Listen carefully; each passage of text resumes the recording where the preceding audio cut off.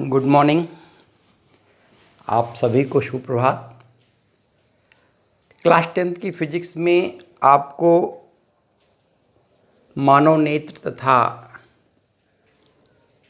इंद्रधनुषीय संसार पूरा पढ़ा दिया गया है और मानव नेत्र संबंधी जो आंकिक प्रश्न थे वो हल कर दिए गए हैं जो बोर्ड में आए हुए थे अभी तक। आपको एक सेकेंड पार्ट है जो कि प्रिज्म से संबंधित प्रश्न आते हैं, आंकिक प्रश्न, उसको नहीं बताया गया था पिछले बेल में। तो आज की बेल में हम आपको प्रिज्म से संबंधित प्रश्न बताने जा रहे हैं। तो प्रश्न को हम नोट कर देते हैं। कुछ पुस्तकों में प्रश्नों का अंतर है, यद्यपि हमने आपके NCERT बुक को भी सॉल्व कर दिया है, फिर भी अगर आपको लगता है कि कोई क्वेश्चन छूट गया है तो उस क्वेश्चन को आप ज़रूर पूछ लेंगे। हम पहले प्रिज्म के 2-3 क्वेश्चन बता दें, उसके बाद फिर आपको दृष्टि दोष संशोधन में ज़रूर 2-4 क्वेश्चन और आपको बताएंगे, जिससे आपका पूरा कॉन्फिडेंस डेवलप हो जाए और कोई भी प्रश्न अगर बोर्ड परीक्षा में आता है तो उसको हल करने में आपको कोई दिक्कत ना हो। तो हम एक प्रश्न है जो पहले बोर्ड में आए प्रश्न को हम बता दें आपको। ये बोर्ड में कब आया हुआ है? ये प्रश्न बोर्ड में आया हुआ है 2016 में। प्रश्न को हम नोट कर रहे हैं और नोट करने के बाद उसको हल करने जा रहे हैं। आप भी नोट करिए, हल करिए। कहीं से भी प्रश्न किसी पुस्तक से मिलता है तो उसको हल करिए, नहीं आता है तो तुरंत पूछिए। प्रश्न क्या है कि यदि अपवर्तनांक 1.5 अपवर्तनांक वाले कांच के प्रिज्म का अपवर्तनांक वाले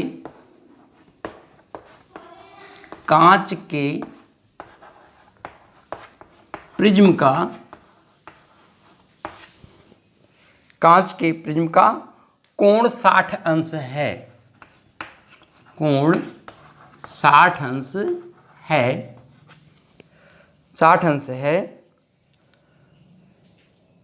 तो प्रिज्म के अल्पतम विचलन कोण का मान क्या होगा? तो प्रिज्म के अल्पतम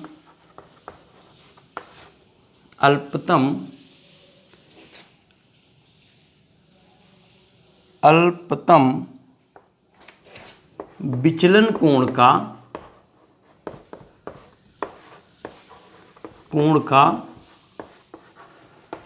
मान क्या होगा? मान क्या होगा?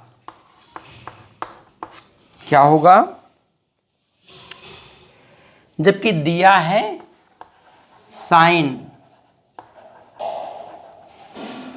49 डिग्री इज इक्वल टू 0.75। देखिए कुछ क्वेश्चन में ये वैल्यू दी रहेगी, ये वैल्यू, और कुछ क्वेश्चन ऐसे भी आते हैं कि जब sin 49 डिग्री का मान दिया नहीं रहेगा। इसको आपको बिल्कुल याद रखना है और याद रख करके स्वतः से ही इस प्रश्न को हल करना है। आप देखेंगे तो उसकी जो पुस्तक है सेंट बेसिल्स की, तो सेंट बेसिल्स की पुस्तक में sin 49 का मान नहीं दिया है। वो आपको खुद से अंडरस्टूड करके उसको वैल्यू रखनी है, तभी आपका क्वेश्चन हल होगा। तो ये आपका प्रश्न है। अब क्या करना है? इसको हल करना है। तो देखो, आपको याद होगा कि प्रिज्म का कोण क्या होता है?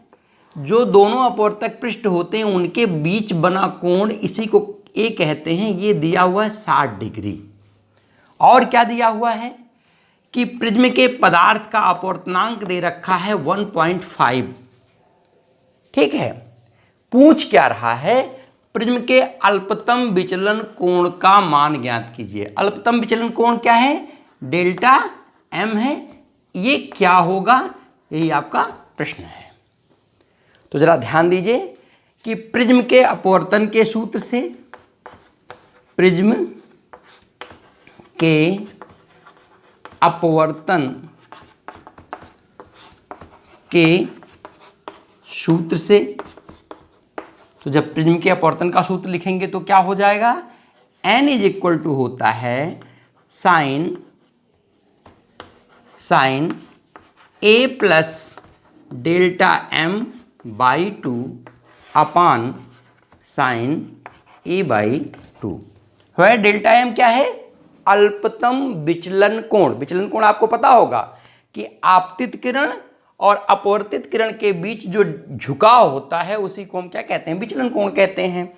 तो आपका हुआ कि n is equal to sine a plus delta m by 2 sine a by 2 upon sine a by 2। अब इन पे मान रख दीजिए आप। तो जब आप मान रखेंगे तो n का मान है 1.5 इज इक्वल टू क्या हो गया, sine a plus delta m upon 2, ये पूरे कोणांक का आधा है, और बटे साइन a का मान क्या है 60 बाई 2।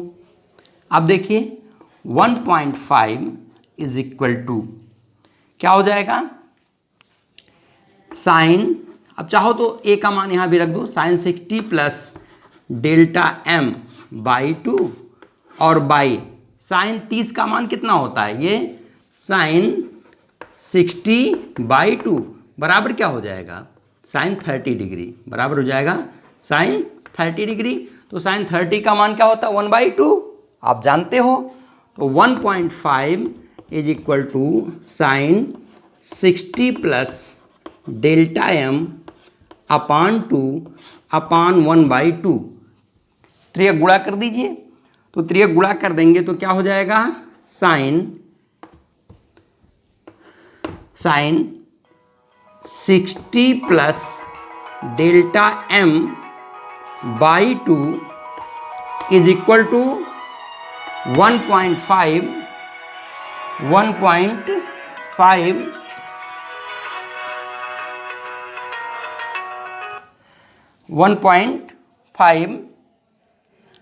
इंटू 1/2। ये त्रियक गुणा आपने किया तो देखो वैल्यू क्या आएगी, ध्यान दीजिएगा जगह थोड़ी छोटी पड़ रही है। तो वैल्यू क्या आएगी, अब यहाँ देखिए ये हो जाएगा 0.0, तो ये हो गया sine 60 plus delta m by 2 is equal to 0.75, 1.5 का हाफ, या sine 60 plus delta m by 2 is equal to sine 49। कैसे होगा, यहाँ वैल्यू दिया हुआ है साइन 49, एंगल का मान कितना है 0.75। अब देखिए साइन इधर ही है, साइन इधर ही है, तो हम केवल कोणों का मान ले सकते हैं। तो 60 plus delta m by 2 is equal to क्या हो गया 49, या त्रियक गुणा कर दो तो 60 plus delta m is equal to 2 time क्या हो जाएगा, तो 2 9 8 जा 2 9 जा 18 और 4 2 जा 8 1 9, या delta m is equal to क्या हो गया 98 minus 60 is equal to 38 degree. Important question है ये, क्वेश्चन 2016 में आया हुआ है। कब आया हुआ है, 2016 में आया हुआ है। इंपॉर्टेंट क्वेश्चन है, सीबीएसई में भी है, आईसीएसई में भी है और यूपी में भी है। ये क्वेश्चन तीनों बोर्डों में आपके दिया गया है। प्रश्न क्या था, प्रश्न मात्र इतना था कि यदि 1.5 अपवर्तनांक वाले कांच के प्रिज्म का कोण 60 अंश है तो प्रिज्म के अल्पतम विचलन कोण का मान क्या होगा। तो हम हल कैसे करेंगे कि हमको प्रिज्म का कोण ए दिया हुआ है 60 डिग्री, और क्या दिया हुआ है n दिया हुआ है, अपवर्तनांक का मान दे रखा है 1.5। डेल्टा एम कितना दिया हुआ है, यही हमको ज्ञात करना है। तो प्रिज्म के अपवर्तनांक का सूत्र जो आपको लिखाया गया है वो होता है n is equal to sine A plus delta M by two upon sine A by two. हम मान रख देते हैं, तो ये क्या हो गया, n का मान 1.5 रखा, तो 1.5 is equal to sine A plus delta M by two upon sine 60 by two. 60 by two is equal to साइन 30, आपको वहाँ कैलकुलेशन करके दिखा दिया गया। तो 1.5 is equal to sine 60 plus delta M by two upon, देखो यहाँ छूट गया है, बाई टू अपान 1/2 क्या हुआ, साइन 30, या यहाँ लिख दो एक बार साइन 30 डिग्री। अगली लाइन में तो क्या हुआ, 1.5 is equal to sine 60 plus delta M by two upon 1/2, त्रियक गुणा कर दो, तो ये 1/2 इंटू 1.5 इंटू 1/2 हो जाएगा। और 1.5 इंटू 1/2 करने के बाद आप क्या करोगे कि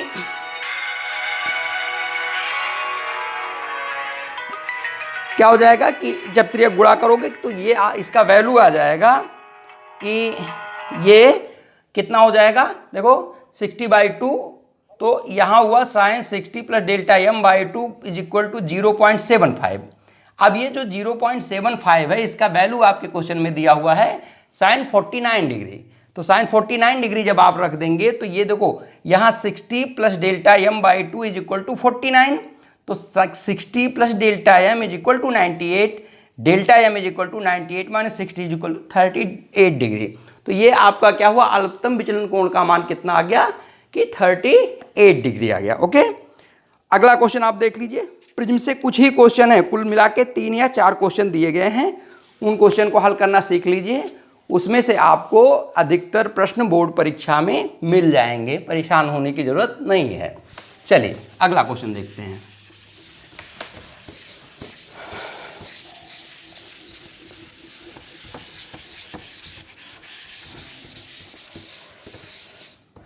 अगला क्वेश्चन आपका है,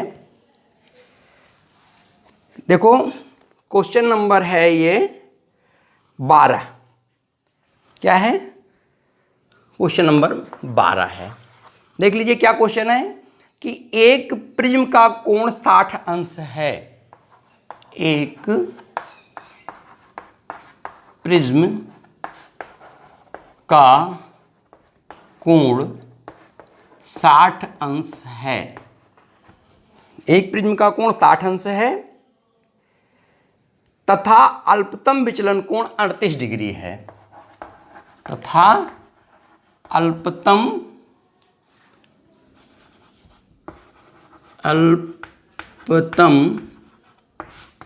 विचलन कोण कितना है, 38 डिग्री है। अभी यही सवाल हल किए हो, अल्पतम विचलन कोण 38 डिग्री तुम निकाले ही थे। कह रहे हैं प्रिज्म के पदार्थ का अपवर्तनांक ज्ञात कीजिए। सवाल को पलट दिया, सवाल पिछला वाला है, प्रिज्म के 38 अंश है, तो प्रिज्म के पदार्थ का अपवर्तनांक ज्ञात कीजिए।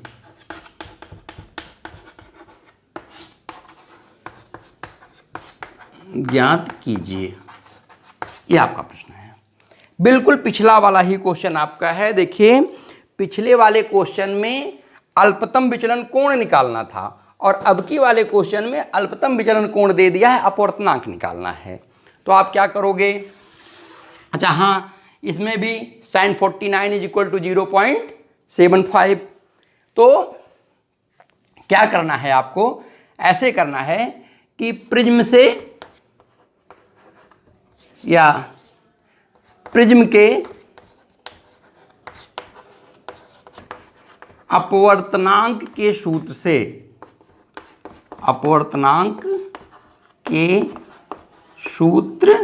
से, हाफ पार्ट लीजिए।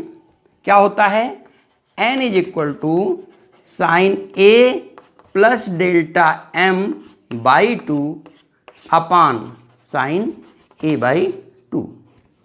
चलिए अब हम देखते हैं इसमें दिया क्या है कि capital A is equal to दे रखा है 60 डिग्री और delta M is equal to दे रखा है 38 डिग्री। अब इन मानों को यहां पुटअप करिए तो n इज इक्वल टू क्या हो जाएगा, देखिए n इज इक्वल टू हो जाएगा sine A 60 plus 38/2 upon sine 60/2। Clear कीजिए। तो n इज इक्वल टू क्या हो गया, देखो 60 प्लस 38 यानी 98, तो साइन 98/2 अपान साइन 60/2 वैल्यू रख दो। तो n इज इक्वल टू हो गया साइन 49 अपान साइन 30। अब क्या होता है, साइन 49 इज इक्वल टू होता है 0.75 और साइन 30 इज इक्वल टू होता है 1/2।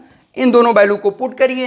तो जब आप इन दोनों वैल्यू को पुट करेंगे तो क्या हो जाएगा कि n इज इक्वल टू 0.75 अपान 1/2 भिन्न पलट जाएगी।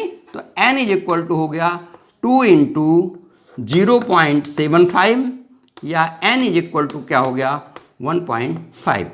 आपका आंसर आ गया। तो बिल्कुल जो क्वेश्चन इसके पहले आपको हल करके बताया गया उसी क्वेश्चन का इन्वर्ट पार्ट है, मतलब उसने बदल दिया। वहां क्या किया था, वहां इस अल्पतम विचलन कोण को पूछा था और इसमें क्या किया कि अल्पतम विचलन कोण दे दिया, अपवर्तनांक पूछ लिया। प्रिज्म का एक सवाल ये हो गया। एक सवाल और प्रिज्म का आपकी पुस्तक में दिख रहा है, उस सवाल को देख लिया जाता है। कोई दिक्कत महसूस नहीं होनी चाहिए क्योंकि चीज़ें बिल्कुल पानी की तरह साफ हैं, दिखाई दे रही है। आप बोर्ड में हल करना चाहें तो बिल्कुल सरलता से हल कर लेंगे, कहीं किसी को दिक्कत नहीं आनी चाहिए। और फिर अगर कहीं दिक्कत फिर भी महसूस हो रही है तो आप कमेंट करके या मैसेज करके आप अपने प्रश्नों को पूछ लेंगे। चलिए नेक्स्ट क्वेश्चन पर हम लोग आते हैं।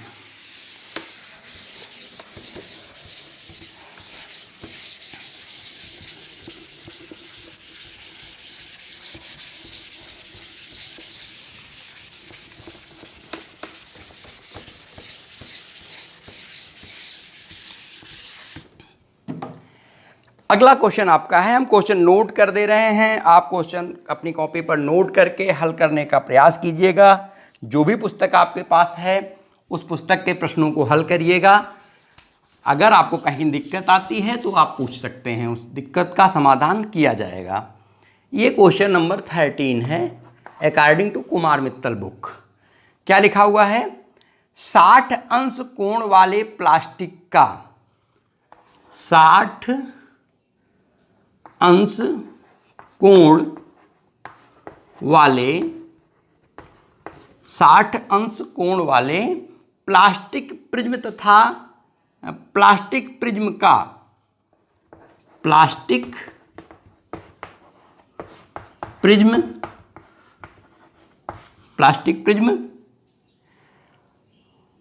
प्रिज्म का पीले प्रकाश के लिए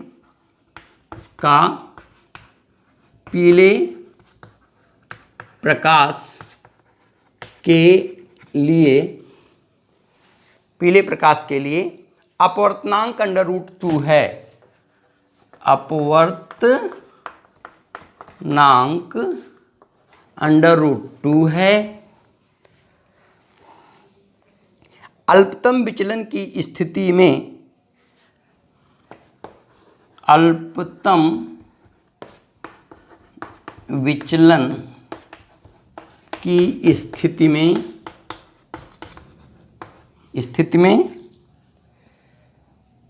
विचलन कोण ज्ञात कीजिए।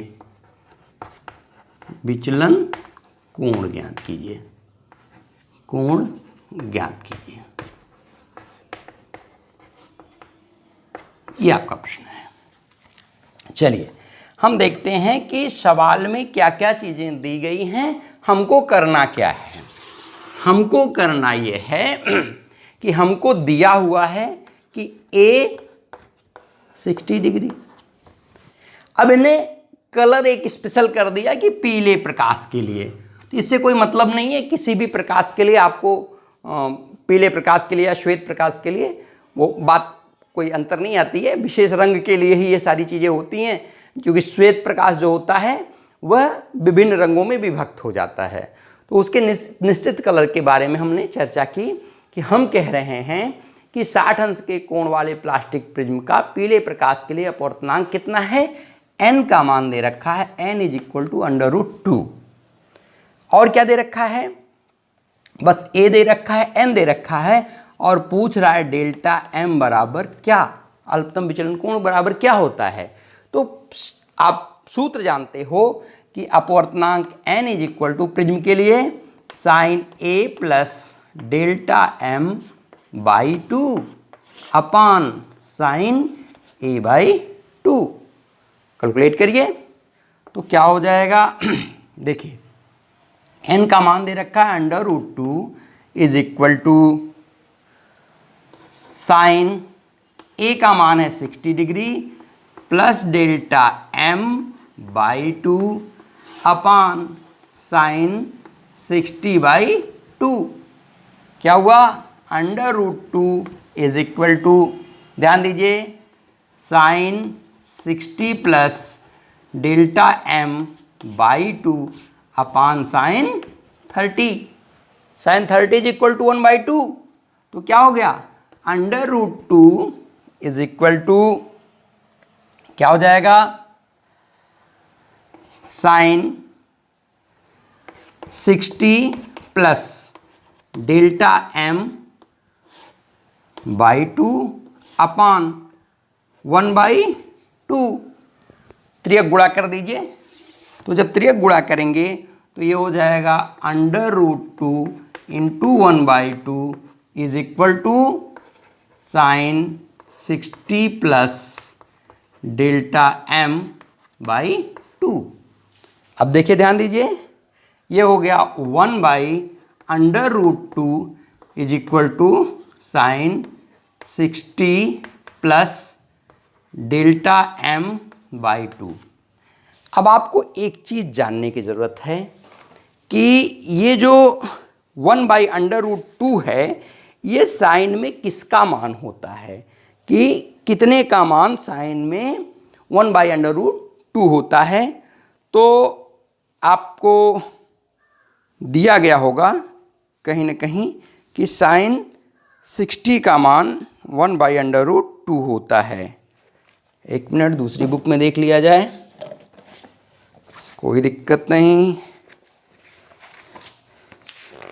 1/√2 जो मान होगा वो साइन 60 डिग्री का ही होगा। फिर भी क्लियर कर लेना ज़रूरी है, क्योंकि अगर नहीं क्लियर करेंगे तो याद नहीं है और गलती संभव है। तो क्या कर लिया जाए, साइन 60 का मान कहीं से ले लिया जाए। अरे वाह, पूरी बुक में कहीं नहीं है, सॉरी, साइन 45 का मान होता है 1/√2। देखो यही गलती हो जाती मुझसे। तो ये क्या हुआ कि ये हो गया sine 45 = sine 60 plus delta m by 2। Sine to sine कैंसलेट।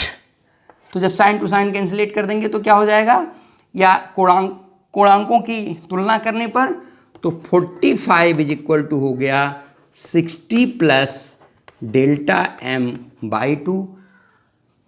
त्रियक गुणा करो तो 90 = हो गया 60 प्लस डेल्टा m, या डेल्टा m = क्या हो गया 90 - 60 = 30 डिग्री। ये आपका प्रश्न था और ये आपका उत्तर हो गया। तो क्या करना है, डेल्टा m = 30 डिग्री आपका कैलकुलेशन में आ गया। तो ये 3 क्वेश्चन जो थे, यही 3 क्वेश्चन आपके सभी किताबों को मिला करके लगभग दिए गए हैं। के बालाजी में भी क्वेश्चन 2 दिए गए हैं, हमने हल कर दिया। ये वाला क्वेश्चन के बालाजी में लगभग है ऐसे ही। तो मिला जुला करके जो 3 क्वेश्चन आपके बुक में, सभी बुकों में मिला करके दिया गया था, वो हमने क्वेश्चन आपके 3 प्रिज्म से संबंधित सॉल्व कर दिए हैं। अब आपको दो एक क्वेश्चन जो बोर्ड परीक्षा में आए हों और दृष्टि दोष से संबंधित हों उन क्वेश्चनों को हल कर देते हैं। फिर ये चैप्टर आपका पूरा हो गया। इसके बाद आपको क्या करना है, इलेक्ट्रॉनिक पढ़नी है, एक नई फिजिक्स एकदम बिल्कुल न्यू जो हमारी लाइफ में असर करती है, जो हमारे जीवन में रोज़मर्रा के चीज़ों में सम्मिलित है, वो फिजिक्स हम आपको पढ़ाएंगे। उसके सिस्टम पढ़ाए जाएंगे, कैसे क्या है कैसे क्या नहीं है, इलेक्ट्रिक करंट, मोटर और फिर जनरेटर, ये सारी चीज़ें आपको नेक्स्ट सिलेबस में पढ़ाई जाएंगी। तो आपको प्रिज्म से संबंधित सारे क्वेश्चन हल कर दिए गए। अब ज़रा सा आपको देखना है कि क्या कुछ क्वेश्चन ऐसे हैं कि जो नेत्र दोष से संबंधित हों और आपको हल ना कराया गया हो। यस, है क्वेश्चन। हम शायद 5 नंबर क्वेश्चन तक गए थे अकॉर्डिंग टू कुमार मित्तल। एक क्वेश्चन देखिए, क्वेश्चन नंबर 7 है कुमार मित्तल की बुक में, अनसॉल्व। दूर दृष्टि दोष से पीड़ित एक व्यक्ति, दूर दृष्टि दोष से पीड़ित एक व्यक्ति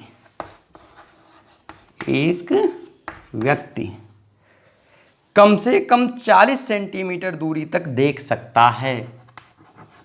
कम से कम 40 सेंटीमीटर दूरी तक देख सकता है, सही दृष्टि के लिए किस क्षमता का लेंस प्रयुक्त करना होगा।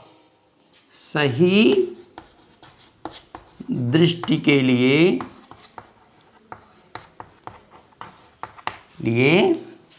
किस क्षमता का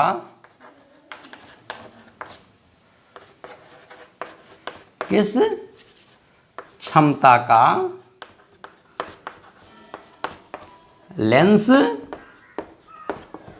प्रयुक्त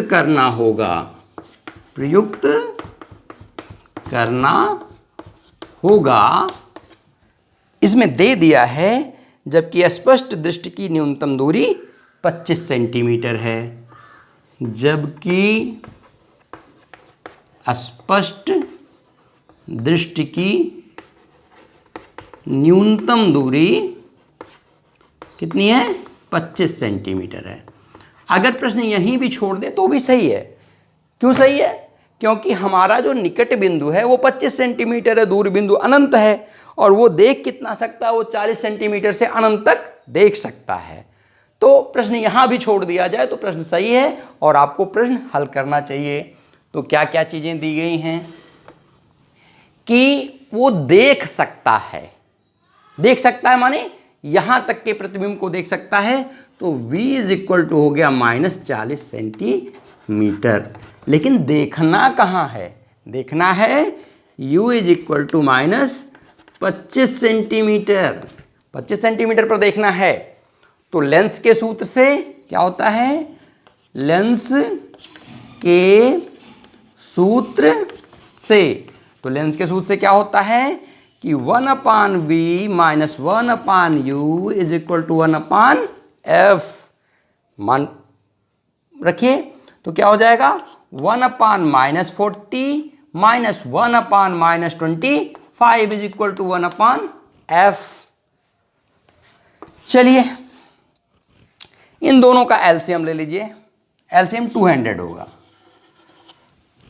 ठीक है। 25 और 40 दोनों का एलसीएम हमने लिया, 200 हो गया। तो क्या हुआ, ये हो गया, देखो 0 से 0 कटा, 4 पंजे 20 ऋण 5।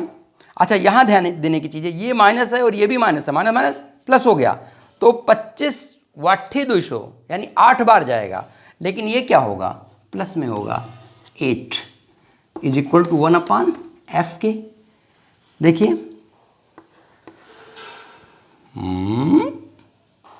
कोई गलती, 40 सेंटीमीटर, 25 सेंटीमीटर। चलिए तो 1/b - 1/u = 1/f, 1/4 40 - 1/25, दोनों का एलसीएम तो 4 पंजे 20, 200 और 25 वाटी 200, सही है। तो ये हो गया +3/200 = 1/f, या f = हो गया 200, सॉरी हाँ प्लस में है, /3 सेंटीमीटर। ओके, लेकिन इसने पूछा क्षमता क्या होगी, तो क्षमता के लिए क्या करोगे आप, तो क्षमता निकालने के लिए आप करोगे कि अच्छा देखो ये प्लस है, तो प्लस चिन्ह क्या बताता है कि ये लेंस कौन सा है, ये उत्तल लेंस है।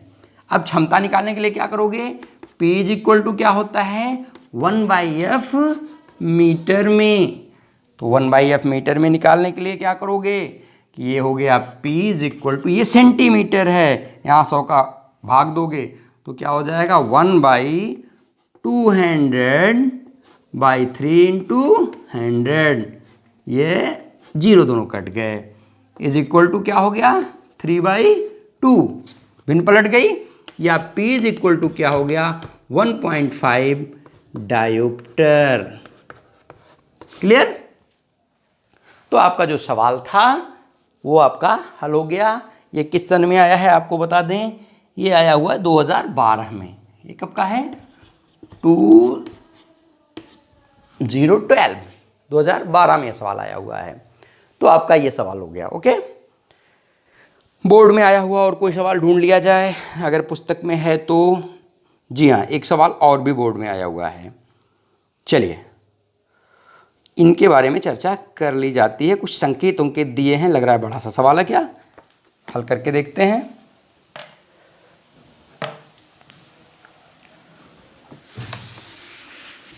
ये नेक्स्ट क्वेश्चन,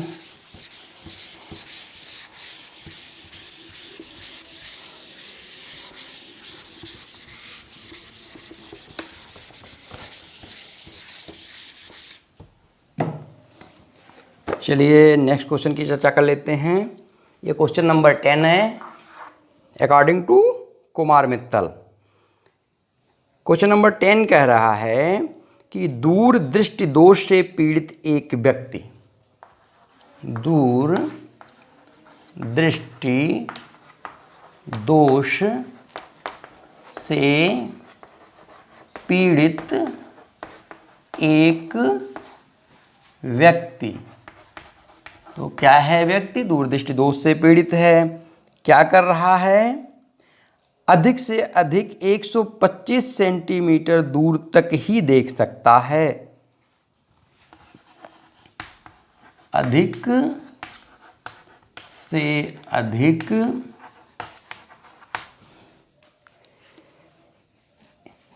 125 सेंटीमीटर 125 सेंटीमीटर दूर तक ही देख सकता है, देख सकता है, देख सकता है।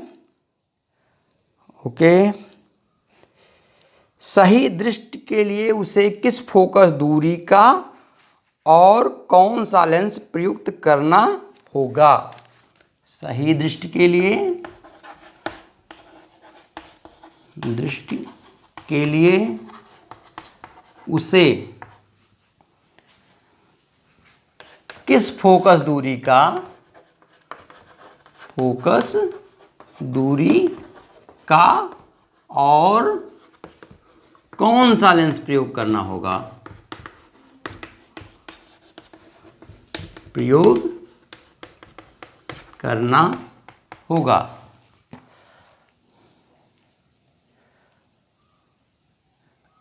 इसने भी दे दिया स्पष्ट दृष्टि की न्यूनतम दूरी 25 सेंटीमीटर है, तो लिख लो यहीं, स्पष्ट दृष्टि की न्यूनतम दूरी 25 सेंटीमीटर है। क्वेश्चन पूरा हो गया। अब हम लोग हल करते हैं। देखो एक चीज़ है, कुछ लोग इसके पहले बताए थे कि उनके पास के बालाजी प्रकाशन की पुस्तक है, तो मैंने भी के बालाजी प्रकाशन की पुस्तक ले लिया है, विद्यालय से ले लिया है। अगर आपको ये लगता है कि कोई क्वेश्चन छूट जा रहा है, मुझे लगता है कि कोई क्वेश्चन छूट नहीं रहा है, फिर भी अगर आपको लगता है कोई क्वेश्चन छूट रहा है तो आप प्रश्न करिए, आप पूछिए, हम उन प्रश्नों को हल कर देंगे। आप कोई दिक्कत नहीं है, मुझे जो इम्पोर्टेंट लगता है वो मैं हल करके आपको दिखा देता हूँ। तो चलिए चर्चा कर लेते हैं इस पर। ये व्यक्ति दूर दृष्टि दोष से पीड़ित है। दूर दृष्टि दोष से पीड़ित होने का मतलब क्या? दूर की वस्तुएं दिख रही हैं, पास की वस्तुएं नहीं दिख रही हैं, तो वो देख सकता है। कहाँ तक देख सकता है? 125 सेंटीमीटर। तो v is equal to minus 125 centimetre. उसको देखना कहाँ है? 25 सेंटीमीटर पर, तो u is equal to minus 25 centimetre. बस लेंस का सूत्र लगा दीजिए कि लेंस के सूत्र से क्या हो गया? 1/b minus 1/u is equal to 1/f के।